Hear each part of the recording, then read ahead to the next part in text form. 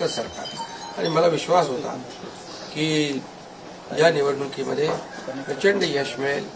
आम्ही ज्या योजना केल्या त्याचं प्रतिबिंब या निवडणुकीमध्ये पाहायला मिळालं। तसंच्या तसं आतापर्यंतच्या इतिहासामध्ये एवढ्या मेजॉरिटीने महायुतीला जे यश मिळाले ते कधीच नाही।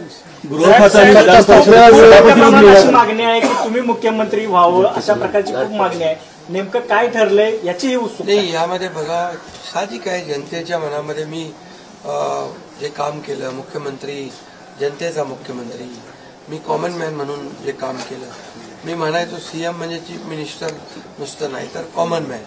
आणि कॉमन मॅन समजून मी काम केल्यामुळे कॉमन मॅनच्या ज्या अडचणी आहेत, दुःख आहेत ते मी समजून घेऊन सोडवण्याचा प्रयत्न केला। त्यामुळे सारी काय लोकांची भावना पण आणि त्याबरोबर मुख्यमंत्री म्हणून माझ्या नेतृत्वाखाली निवडणुका झाल्या। माझे दोन्ही उपमुख्यमंत्री सोबत होते, सर्व सहकारी सोबत होते आणि मिळालेले यश हे अतिशय प्रचंड आहे।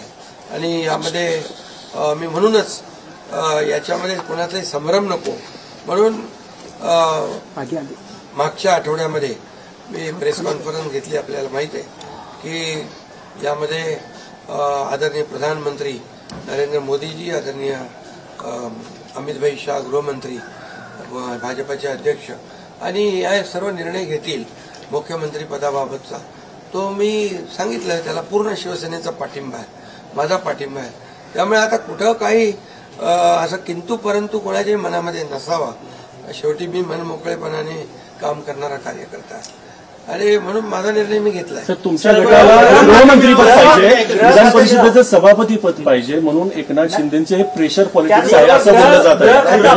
गृहखातं आपल्याला पाहिजे। हे पहा, याच्या बाबतीत चर्चा होईल आता। बरं, चर्चा होईल, चर्चेमधून बऱ्याचशा काही गोष्टी निघतील, बऱ्याचशा गोष्टी सुटतील आणि त्यामुळे आम्हाला सर्वात महत्वाचं म्हणजे आम्हाला जे निवडून दिलेलं आहे लोकांनी, त्या लोकांना ज्या काय आम्ही कमिटमेंट केलेली आहे त्या राज्याच्या विकासाच्या दृष्टीने किंबहुना ज्या आम्ही लोकांची बांधील आहोत ही बांधिलकी आम्हाला जपायची आहे। सगळ्यात महत्वाचं मला काय मिळालं, कुणाला काय मिळालं यापेक्षा जनतेला काय मिळणार आहे। महाराष्ट्रातल्या जनतेने भरभरून मतदान केलेलं आहे, मतांचा वर्षाव केला आहे। आता त्यांना आम्ही आमच्या पद्धतीने जे देण्याचा प्रयत्न होणार आहे। त्यामुळे यामध्ये लोकांच्यासाठी जे करायचं आहे ते आम्ही करणार। उपमुख्यमंत्री पदासाठी श्रीकांत शिंदेचं नाव समोर येते आपल्या गटाकडनं, ही गोष्ट खरी आहे का? नाही बघा, चर्चा अजून सुरू आहे, चर्चा खूप। आता तुम्हीच चर्चा करत असता बरं का, तुमच्या चर्चा खूप जास्ती असते त्यामुळे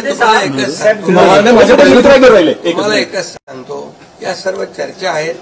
आता एक बैठक आमची अमित भाईंच्या बरोबर झाली आहे, दुसरी एक बैठक आमची होईल तिघांची आणि त्या बैठकीमध्ये खूप साधक बाधक चर्चा होईल आणि त्यामधून योग्य तो निर्णय या महाराष्ट्राच्या हिताचा।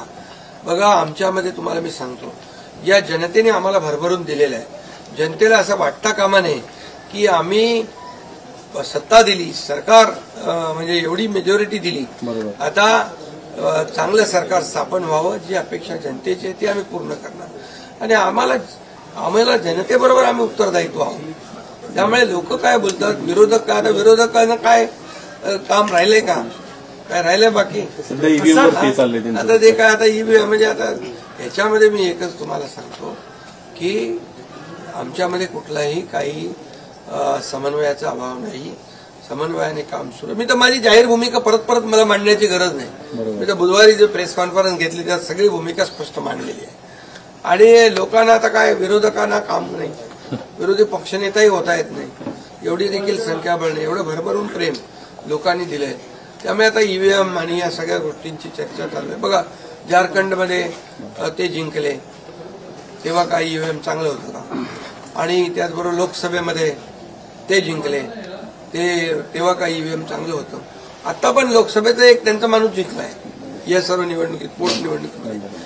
त्यामुळे कर्नाटकमध्ये, तेलंगणामध्ये असेल, झारखंडमध्ये असेल, यामध्ये विरोधी पक्षाला देखील यश मिळाले।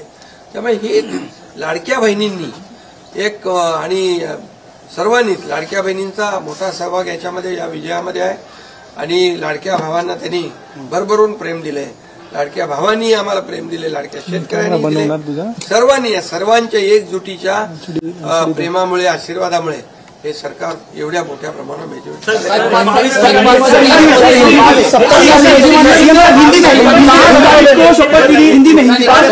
मेरी तबीयत अच्छी है। मैं यहाँ पर आया था रेस्ट करने के लिए। अभी काफी भागदौड़ हो गई चुनाव में। मैं एक दिन में 8-8 सभा ली थी और मैंने कोई अभी तक मेरे 2-2.5 साल के कार्यकाल में छोटी मीटी कोई मनाता नहीं। मैं यहाँ भी आता हूँ, यहाँ भी जनता दरबार होता है, लोग आते हैं। अभी भी लोग आए मेरे को काम के बहाने। वो यहाँ आने के बावजूद भी मुझे लोगों से मिलना है, मिलता हूँ मैं लोगों को। और मेरी तबीयत थोड़ी खराब थी, अभी ठीक सर ऑपोजिशन की और मुझे एक ही है कि ये सरकार जो है ये जनता की आवाज वाली सरकार है। जनता को जैसे सरकार ये दिन पूरी तरह मेरी भूमिका स्पष्ट की हुई है आदरणीय प्रधानमंत्री जी।